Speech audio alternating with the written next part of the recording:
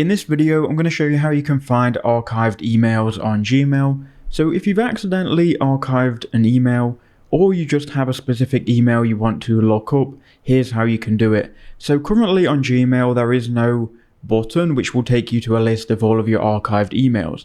The only way that you can find your archived emails is by either searching for it. So if you go to the search mail and you know the email name or any words in the email, you can search for them and then you can click on it and you will find the archived email. If not, you can go to all mail and here you will see all of your mail, including the archived emails. So you can see this one at the top was the one I just searched. It is archived. As you can see here, if we hover over the archive button, we can't archive it.